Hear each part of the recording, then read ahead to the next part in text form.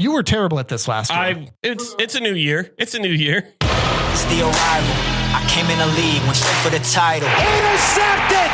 Rod Moore! And Michigan will win the game! Touchdown! Marvin Harrison Jr.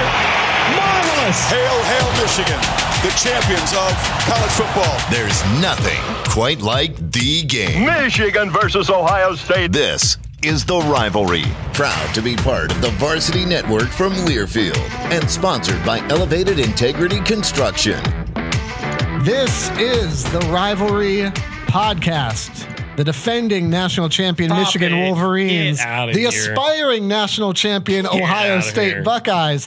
I'm Jace, that's JP. This is your garbage-free college football podcast focused on the Ohio State-Michigan football rivalry. So every single week, if you're new here, first of all, welcome. Michigan man, Buckeye Nut, thought that this would be a good idea to do a podcast for some reason. We're still figuring it out. This is like season 6. This is our 6th year doing this, and I still don't know if it's a good idea. Here? I do. I've got a master key for the studio, and hopefully nobody finds out we're in here. If you're listening, no, we don't. On YouTube, by the way, you can be watching all this, and we now have a brand new hub for everything. Rivalpod.com. It is slick. Shout out to producer Eric. You never get to see him, but tons of hard work, man. He did a great job. Producer Eric. Crushed it. Every single week, we'll talk through Ohio State and Michigan, take a look briefly at the wider world of college football, but really all eyes are on that last Saturday in November. We're here to make sure that you've got a garbage-free space, sports talk without all the tangents, to enjoy college football, to feel that emotion. And as far as I know, we are the only podcast doing the Michigan-Ohio State thing together. There might be one other one. We've definitely been around, I think, longer than anybody has been doing this. So it's great to be back for another year. One of the first things we want to do is break the ice a little bit. There's so much to talk about. Week 0 has already happened, but we're going to spin a little wheel around here to start. We might be around for 6 years, but we're still using a free picker wheel. The budget is the budget, man. Hey, if it ain't broke, don't fix it. So let's go ahead. Spin that wheel there. By the way, across social media at RivalPod, and again, online, rivalpod.com is the brand new hub this year. Way too early record prediction for your team. It's not way too early, man. It's the beginning of the season. It's time to make these picks. It's still too early to make an entire season worth, but we're going to give it a shot. Okay. So you're obviously not going to go into detail on why. Yeah. What is, and let's say regular season, okay? Because there's like potential of 16, 17 games you could have in here. This is just regular season. Predict Ohio State's regular season record. Okay. I won't go into this. I'm just going to throw the number out, and we'll obviously get into this a little bit more later down the road. Okay. I've got Ohio State finishing 11-1. I don't think that's unrealistic. I think, to put it simply, I think that there will be a game, whether it be at Penn State or Oregon, or honestly, it still could be November. Where there still could be November. We haven't won since COVID. It won't be. We know for sure it ain't going to be this week against Akron, but I think there's going to be one where they maybe take it a little bit too easy. They lose a little bit of focus. On paper, this team could go undefeated, and it wouldn't surprise me. Sure. But being on the road at Oregon, being on the road at Penn State, and the game is always the game. Yeah, I feel like it's too hard to go undefeated. I feel like because of the talent that they'll play in those big games on the road, it wouldn't surprise me to see them drop one. But with the playoff format, that doesn't kill your season at all. No, it doesn't, because all you have to do is, again, be one of the top 12 teams in the country. They're the top 4 seeds, or the what used to be Power 5, but now Power 4 conference winners. Win your conference and you're in. Yep. Okay. And then if you can't do that, just be one of the teams ranked 5 through 12 at the end of the year. For Michigan, and I don't know if this was an official line or not, but somebody had said that the over under for wins was like 9.5 for Michigan. I'm taking the over. I think Michigan is a far more talented team. And I'll get into this, but they're a more talented team than people think. The focus has been on all the talent that was lost, not the talent that was retained. And I think it's going to surprise people. I would give Michigan 10-2. Okay. I would put Michigan at 10-2 regular season, and I do think that they make the college football playoff. I would agree with that. Maybe not the 10-2, but I think they've got a chance of playoffs. And I'll jump into it here later in the pod. They've got just one of the most brutal schedules I've seen for Michigan in a long, long time. Listen, Akron, I don't want to hear about it. They've got a brutal schedule. I think that 10-2 still gets them in the playoff because of strength of schedule. So that's where we'll start. 10-2 with that record, absolutely. But so week 0 has already played out. Top 25 are good to go. We finally get into what I'll call actual college football this week. Want to do a quick dose of contender or pretender. Okay. I know folks like Joel Klatt, they go through their whole top 25. We're not going to do that, but we're each going to throw out some different programs. And we're just going to comment on whether or not we think that they are a contender for a national championship. Again, expanded playoff. That can mean a lot of things. Or are they a pretender? You're just not really buying it. And I'm gonna pitch one to you first, JP. Okay. Florida State. Yikes, dog. Contender or pretender? This one is mostly a joke, but maybe not. Pretender. Yes, correct. I think. How could you not say that after this past weekend? I mean. We talked a little bit before we hit record today, and I didn't think it would be a blowout win by them. I thought they would beat Georgia Tech by double digits. I thought it was possible crazy. They blew them out. Yeah, nothing crazy, and that did not happen. They lost and stunned the world first game. Exactly why we love this sport, why we love college football. That was the college football game we all deserve to kick off the season too. You know. Pretender. I realize that it does not kill their national championship hopes. Technically, an ugly blemish. I get all that. But also, number one, you play in the ACC, so strength of schedule is not real high. Yeah. Where a one-loss team with an ugly loss like that, where a Michigan who played a bunch of really good teams could have 2 losses and be in over you. Mm-hmm. The second thing is, that just shows me that Florida State's just not that good of a football team. Well, and you look at last year, when your offense gets manhandled at the line by Georgia Tech, you're just going to have a bad time. When you look at just the past couple of games for a Florida State fan has been rough. They need to stop playing teams from the state of Georgia. Yeah. I don't know who else is in there, but you need to not play them. Georgia Southern, absolutely not. No chance. Want nothing of them. All right. What's another contender pretender you've got? Okay, I've got 3 teams written down here, but I'll start with my first team, Notre Dame. Pretender or contender? I really like Riley Leonard as a quarterback. Okay. I thought he played phenomenally at Duke. You would think going at Notre Dame with better weapons around him. Pretender. I know where I'm landing on this. I don't buy Notre Dame. I didn't buy them last year. I don't buy them this year. Yep. Until they show me something different. Insanity is the same thing over and over again, expecting a different result. No, Notre Dame is not a national title contender. That is correct. I put pretender as well. They play a weaker schedule, so it wouldn't surprise me to see them still squeak their way into the playoffs, but they are not a playoff threat. I think they play at Texas A&M, who's number 20 in the nation. They play at home against Florida State. We saw what happened to them. Then they're on the road against number 23 USC. Riley Leonard is good. I don't see him as an upgrade from Sam Hartman. Maybe a little bit, but not enough to make a difference. You lost the best player on your team on offense. It's Notre Dame. What else do you want us to say about this? Let me float one your way. I'm very curious about this one. Ole Miss. Is this a contender or a pretender? Again, national title contender. I'm still a pretender. I like their quarterback. I like Dart. There's something about him I don't buy. I think playing in the SEC, having to go through that, they're another team that could be like a Notre Dame where they get into the playoffs with 2 or 3 losses, and I just am not threatened by them. Nah, this is a contender. No way. Jackson Dart and company. This is a real team. They've got, now again, you mentioned they play in the SEC. They've got a difficult schedule. I noted LSU, Oklahoma, and Georgia. Mm-hmm. But again, you can survive with a loss in there. You might even be able to get away with 2 losses. Mm-hmm. Who knows? But I like Ole Miss a lot. I think they're dynamic. I love the offense. I like what Lane Kiffin's doing.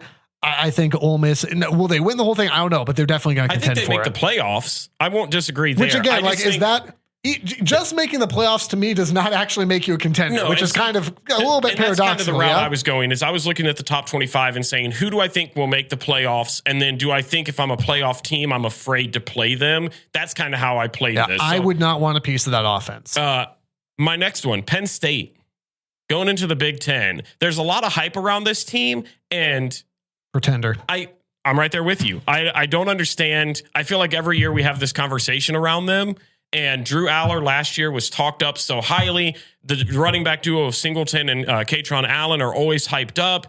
And while they are still a very dynamic duo at running back, it feels like they're always third place, even Ohio State and Michigan. Well, and now you want to throw Oregon in there. This team is 4th or 5th in the Big Ten, and I don't think that's enough to get in. Now, they avoid playing Michigan, which is good. I mean, Michigan has been kryptonite for them, but they also have to play Ohio State, which has been the exact same way. They play Ohio State at home. The thing with me, but Penn State has not shown me, except for, they had that 1 year, right? They had the one blocked kick thing.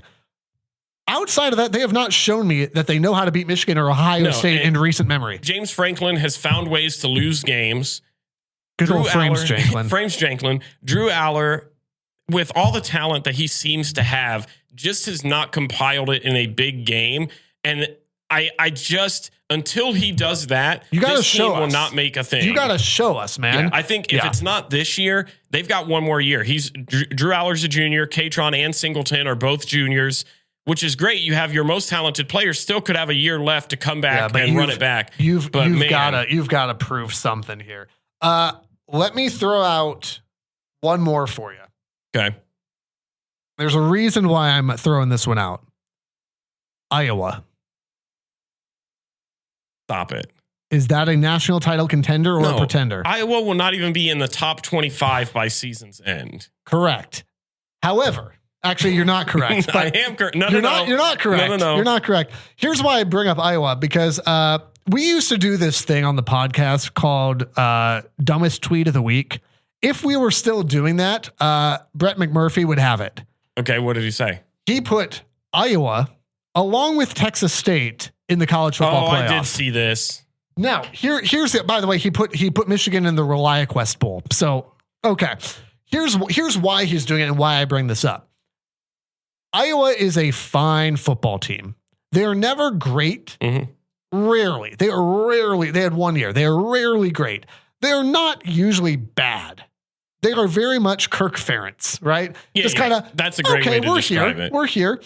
Big suspension against Illinois State, by the way. Watch out for the Redbirds. Iowa doesn't play anybody. And I think that's McMurphy's point there is Iowa plays Ohio State, and that's pretty much it. So he's looking at that, and I understand it from a schedule perspective. Yeah. This is a team that is likely to go like 11-1. However, you look at schedule, and again, where a team like Michigan plays 4 top 10 teams or whatever it is, 2 losses there probably gets in over a 1-loss Iowa who didn't play anybody. So I don't know. I'm putting that out there now to say, hey, when Iowa's 11-1 in November, to me, that's the same as Penn State or Notre Dame. I agree. I agree with you. They will be ranked high, but I don't think they make the playoff. I don't know how you could justify that.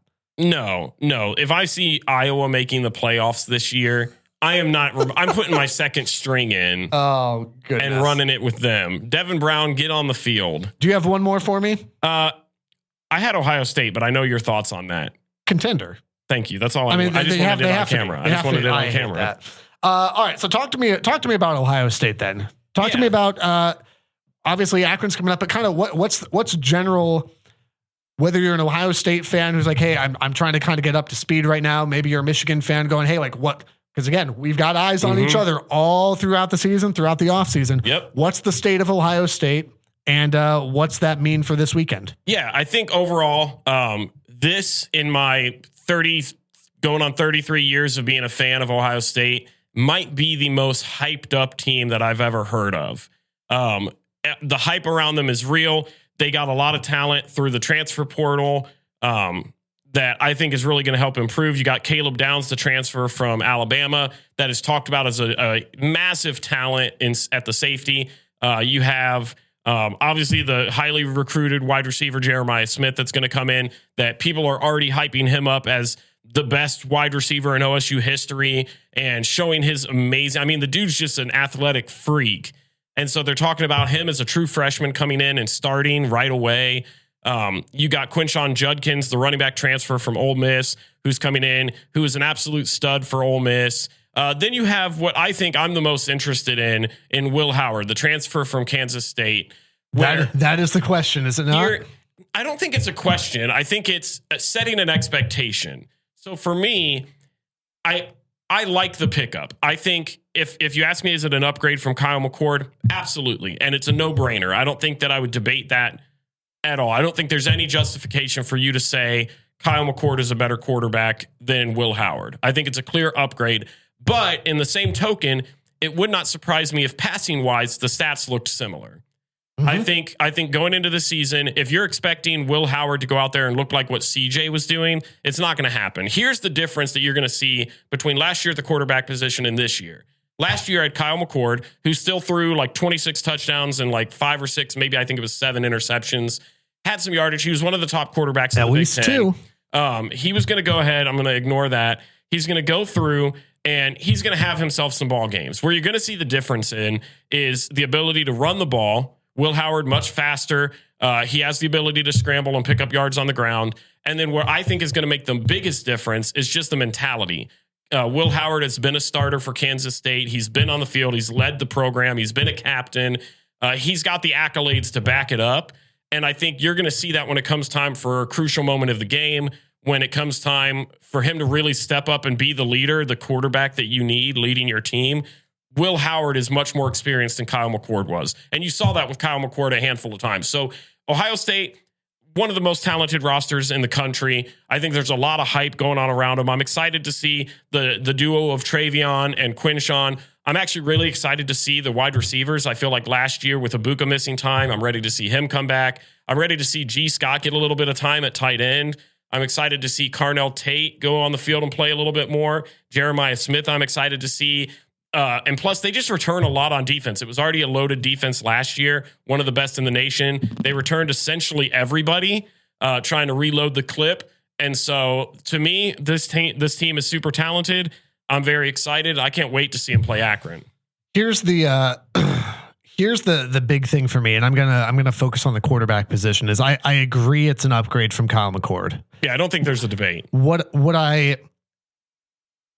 What has been fascinating to see as an outsider looking in on this is the weird hype around Will Howard that I think is pretty misplaced, because I think there's this idea that Will Howard is such a massive jump that now it is in the CJ. Listen, like we gotta be, if you're a Buckeye fan, like you need to be honest about this. Why is Will Howard at Ohio State right now? That kid, and I've watched Ryan Day talk about this, Will Howard is not the first choice for Ohio State. Mm-hmm. I saw somebody interviewing Ryan Day about this, and Ryan goes, well, you know, what made him a good fit was, and he starts talking about the running ability, and, you know, he's played a lot of ball. But no, what brought him to Ohio State, Ryan Day, is you missed out on Dylan Gabriel and you couldn't get Cam Ward, and there was nobody left in the portal. That's why he's here. This was not a Dylan Gabriel leaving Oklahoma going, I'm going to go win a title at Oregon. This was Will Howard lost the starting job.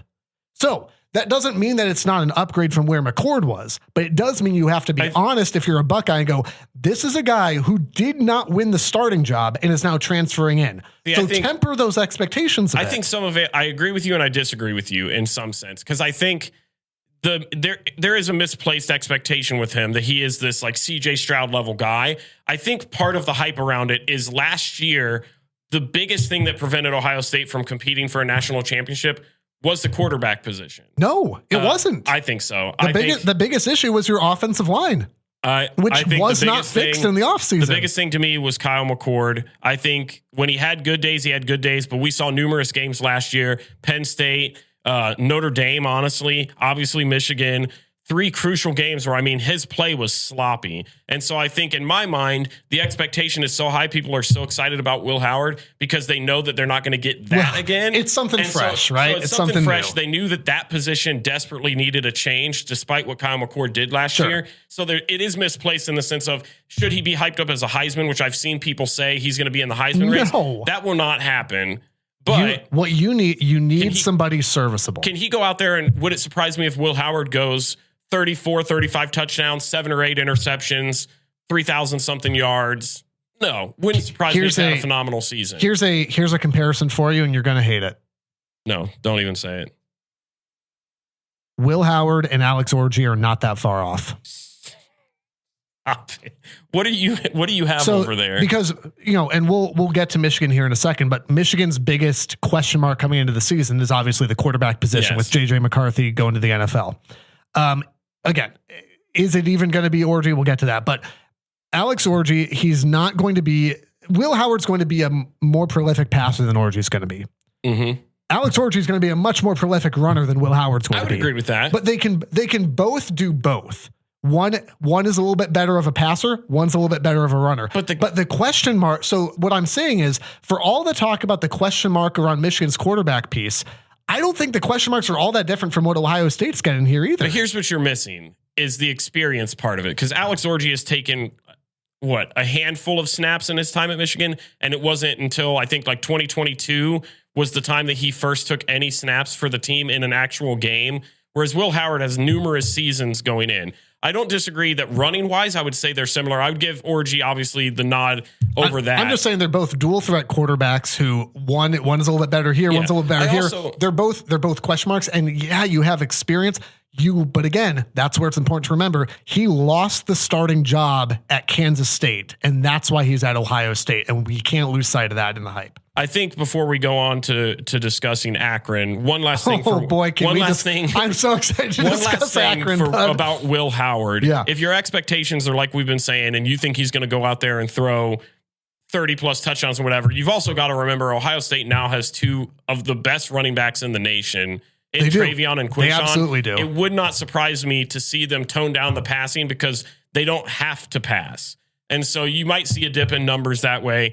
But the big question, and I'll toss the thing, we can go to Akron. The big question there, though, is still going to be, and I'll maintain was the biggest issue from last year, offensive line. I don't think that this was adequately addressed in the offseason. I like the addition of Seth McLaughlin. I think he was great. And even outside of the snap issues throughout the Rose Bowl game, he was a little bit suspect throughout the season. So I'm curious to see that. I don't know that issue is fixed. We probably won't find out till about week 5 or 6 for Ohio State, which is also nice too. So going into this week, Akron visiting the Horseshoe, a 3:30 kick. Which is just a weird time for that week is one. The worst kickoff time. Yeah, it's the just worst awful. Kickoff time. It's awful. I think I didn't look it up this morning, but the last I saw, the point spread was like 50. The over under was 50. Yeah, was 50.5 or something like that. Akron last season went 2-10.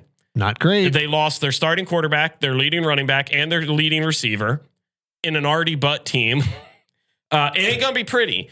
I want to preface that though by saying, I don't think the Buckeyes are going to remotely struggle. I think they'll be in cruise control. This isn't like times past when you would see an Ohio State team come out and win 60 or 70 to nothing. It's not going to be something like that. My score prediction, Ohio State picks up the first win of the season, 49-7. Wow. I have the exact same thing. A little more faith in your defense. Okay. I have a clean slate. I have 40. I have 49 points and a clean slate because again, I think garbage time. There's nothing that Akron presents. This is not, and we'll get to Fresno. This is not a Fresno State team that won 9 games. Yeah. This is Akron. This is a bad team that had to reload every important part of their team. Here's the beauty of it. If you're going to the game, you will be able to leave early and beat traffic. Mm-hmm. Just don't everybody do that because then that kind of defeats the purpose there. 49-7. You've got Ohio State over Akron. I'll take 49-0. It ain't going to be pretty, but college football's back. Mm-hmm. And there's so many great games this weekend. It's going to be so nice to just be at the shoe, taking in the festivities, getting to be there during warmups. I'll be on the sideline hanging out for the pregame. Yeah, man. I'm so excited. Make sure you're following on Instagram, Twitter, social media at Rival Pod. This podcast would not be possible without our sponsors, and we want to thank Aaron Carroll and our friends at Elevated Integrity Construction, sponsoring again as a title sponsor for the Rivalry podcast. The last place for guesswork is in a critical moment on the football field. It's 4th and 5. And if you're James Franklin, you probably shouldn't be running the ball, James. But if you're a Buckeye, thank you for that. The other place you don't want any guesswork is when it comes to your roofing needs.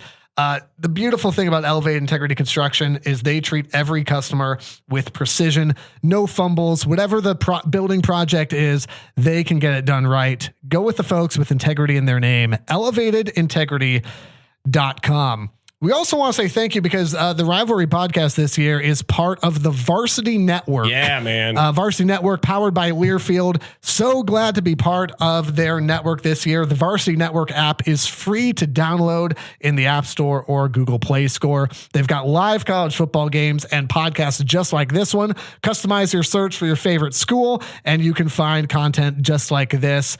The Rivalry is proud to partner and be part of the Varsity Network. Finally, check out rivalpod.com. As we mentioned at the beginning of the episode, one-stop hub for all things Rivalry. We've got galleries there. We've got a little bit behind the scenes stuff, blogs, articles, all that good stuff. Up. And we've got a brand new fan store. Okay, so you can purchase. Look, I don't know if you here. We got. Let's do this. Okay, so we got these. I'm gonna talk to Mike like this. We got these custom shirts. You can see them at rivalpod.com a lot more clearly. We got these custom shirts with Michigan and Ohio State custom background designs. We actually sold out of the Michigan ones already. They are on pre-order. Buckeye ones, I know, are close. So again, only a few. Get left on there, snag yours quickly at rivalpod.com. All right, let's talk a little bit about Michigan. Same thing. What state of the program for Michigan? Expectations. Fresno State. And they've not announced a starter, so I want your opinion too on who you think is QB1 leading the first drive. So here's the first thing I'll say as I kind of transition into the quarterback battle is I said earlier that I think the focus from at least the national media has been on the talent that Michigan lost, which was a lot. Significant.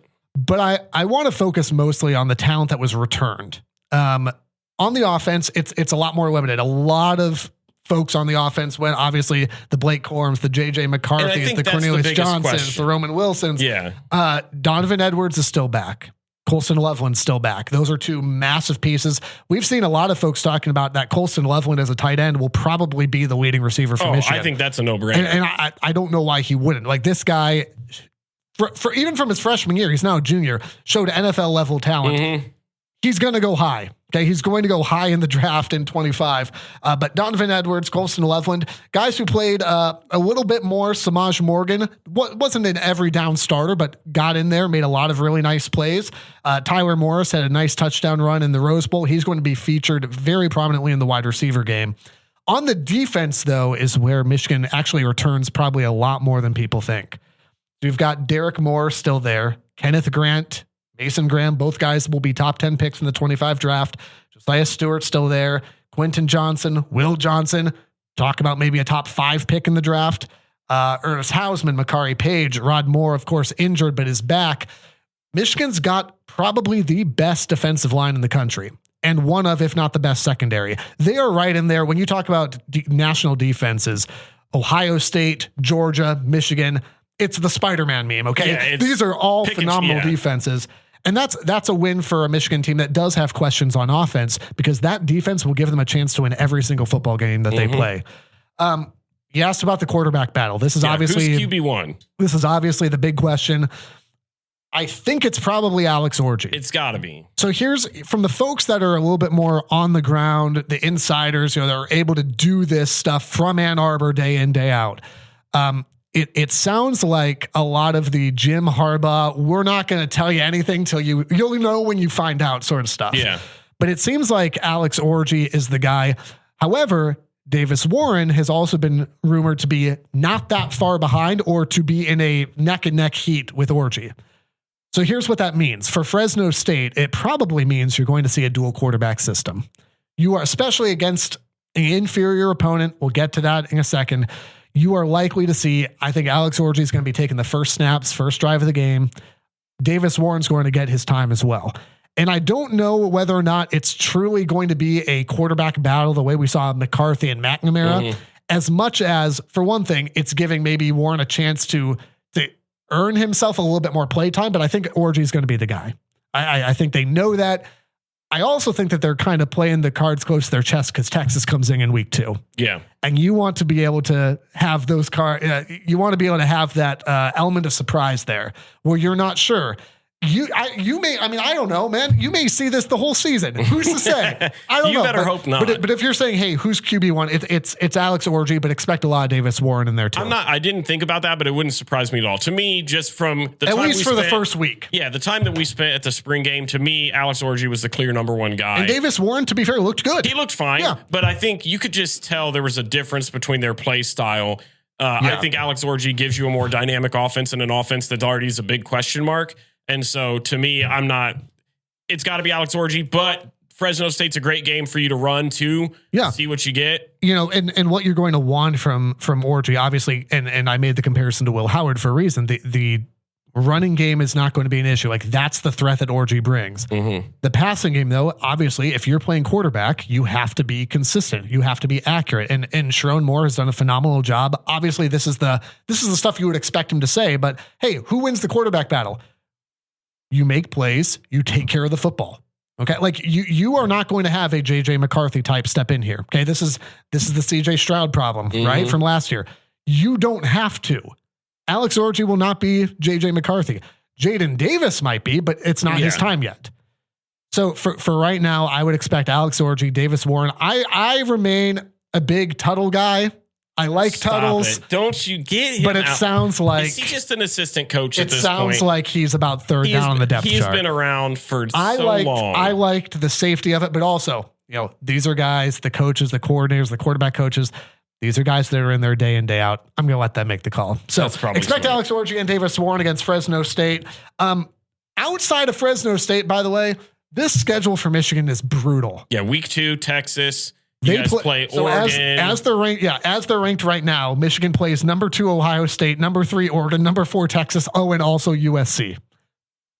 Gross. I'm not absolutely a believer in USC. I still think they're a good team. Here's the good news for Michigan with an expanded playoff. It's coming at about the right time for that sort of schedule. Okay. If you can split those 4 games, you're in. That it's simple as that for Michigan. Ohio State, Oregon, Texas, USC. Split those games. Honestly, you're in.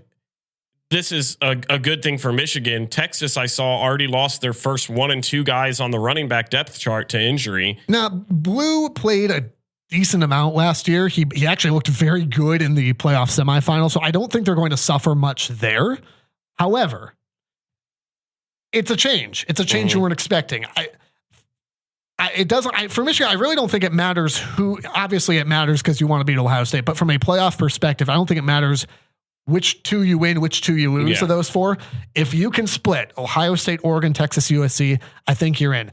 Their best shot is probably Texas and USC. Okay. Oh, for sure. Because USC Oregon, being ranked lower, Oregon, Ohio State, obviously at the top. Texas is too, by the way. I just have, and we'll get to it next week. I'm going to play my cards a little bit. I have a lot of faith in Michigan at home against Texas. And I think, really do. I've got a lot of faith in that because defense. 3 of those 4 are at home. So you've got Texas at home, Oregon at home, USC at home. Ohio State's the away game. That's going to be the tough one. And again, that's not me saying that they couldn't win all 4 of those. I'm just saying if to make the playoff, I think you have to split that. 10 wins and a playoff berth for Michigan would be a successful season if you beat Ohio State. Yeah, 10-2, but one of those is a loss to Ohio State. Unless you went on to win the whole thing again, 10-2 with a loss to Ohio State and a playoff berth, but you don't win it all, not successful. And again, that's the beauty and rage of being in this rivalry is so much hinges on that. I legit had the conversation this past weekend that a national championship doesn't feel as good if you lose to that team. And I would agree with that. I would agree with that. I wouldn't, but I would almost trade them. I would almost rather not win a championship, but beat that team. I would. I think I would. I would trade it right now. It might sound crazy, and there's probably people listening that disagree with that. I would rather stomp Michigan into the ground every single year, but never win a championship, than win a championship and be able to have you talk trash to me come Monday when we record. Imagine if you could do both. Well, you better enjoy it because it's going to get revoked. All right, so Fresno State, we've put this off.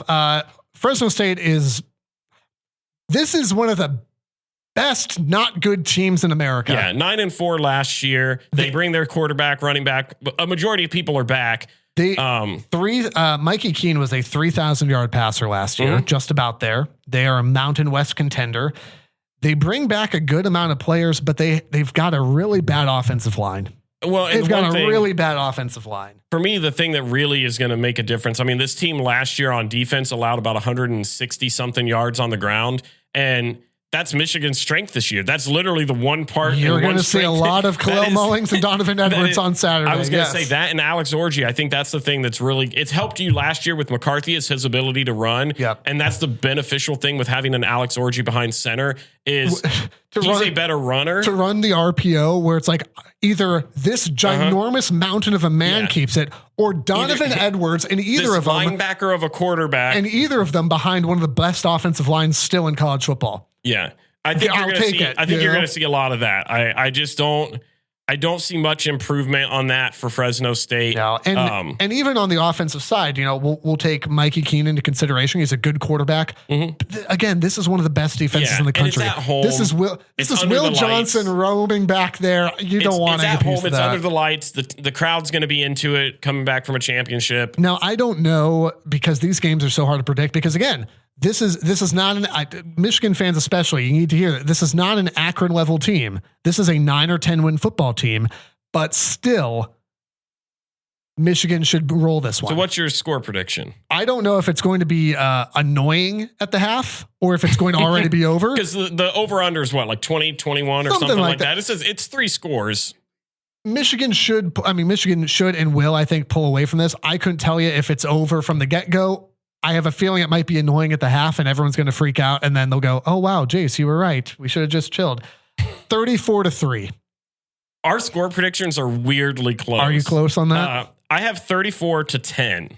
I still think Fresno State, they've got a good enough offense. I think they'll put up some points. Nothing crazy. Run a little razzle dazzle garbage time, something. Well, no, I don't think their offense is that bad. I think it'll be garbage. I mean, you guys will have been in clear control against that defense, though. There's not much chance. The biggest thing with Michigan this year is the hype around Donovan Edwards. I just don't know what to do with him yet because I see the talent, and you had 2 years ago, he looked like, man, this is as elite as they come. If Blake Corum's out, this guy can do it. Yep. And then last year was just not his year. And I don't know what caused that. I think a lot of towards the end of the year, he got it together and you started to see those flashes. And again, the Washington game obviously was a great example of just how incredibly talented he is. You can see can he put it together for a full season as the featured guy? And that's the thing, and you're right? You're going to have Khalil Mullings that'll still be there to help provide some relief. But that running back room, by the way, is incredibly deep. So they're going to be good on running backs for a long time. But I think him getting the chance to be a feature back. Yeah, I'm just curious. My bet would be he's going to be who everyone thinks he is, and it's going to be fine. They are who we thought they were. But that's our first reference to that this year. It didn't even take long, like 40 something minutes in. Incredible. Yeah. This one should not be close. It might be a little bit annoying for about half the game, but Michigan should end up rolling in this one and getting ready for Texas in week 2. Before we close out here, we've got this little thing we like to do called Stupid Genius. This is essentially your upset pick of the week. However, here's how Stupid Genius works. You must pick a team that is at least a 5-point underdog in the spread. Okay. You add those points up. Let's say you take a team that's plus 10. You get that right? You get 10 points towards Stupid Genius. Okay. That's how this works. So the bigger the risk, the higher the reward. You were terrible at this last year. It's a new year. It's a new year. For the record, you were awful at this. I don't think I got a single point. I'm going to let you pick your Stupid Genius team first. All right. New year. I'm not going to change what I've done, but I'm going to let you announce it first. Neither am I. What you got? Good slate of games on Saturday also. It really is. I'm going West Virginia over Penn State. My guy. Let's go. I like West Virginia. I'm not a huge believer in Drew Aller in big games in a hostile environment. Morgantown's going to be burning couches this weekend because they are going to be jacked. Country roads, take me freaking home. I've got the same thing. Let's go. There was a tiny part of my heart that wanted to go Clemson over Georgia. And I thought about it. And then I thought about it and went, they're not. Club Ligna has not got it in him. No. Not in Atlanta. The other part of me that almost picked this, and again, I have West Virginia over Penn State, 8.5-point dogs right now. The other part of me almost went with Texas A&M. Who's Texas A&M got? Notre Dame. at That would've been home. a good one. But I did not look far enough to know what the spread was on that. But I'll just throw that one out for free. It doesn't count for anything. Don't be surprised if Texas A&M beats Notre Dame in week 1. Oh, then, man. And then we can rewind back to the whole contender-pretender thing and go, wow, Rival Pod, you guys were right once again. Right this whole time. Hey, across social media, at Rival Pod, JP is going to be at the shoe this weekend. Yeah. Will not be in Ann Arbor this weekend, but will be up there in week 2 for Texas. Should be phenomenal. Man. May's out. It's going to be a time. So make sure you check it out. Make sure you follow at Rival Pod. Make sure you subscribe wherever you're listening right now. Download the Varsity Network app while you're at it. And be sure to check out rivalpod.com. Get yourself a cool t-shirt. And man, it's just good to be back, bro. Let them know we back. Let's go. The Rivalry is a production of River Radio Ministries. Want live updates from the show? Follow us on Twitter and Instagram at RivalPod. To learn how to support the show, shop our merch, and read our blogs, visit rivalpod.com. Make sure to follow us wherever you're listening now for new episodes every Tuesday. And if you like what you're hearing, tell a friend so they can listen too.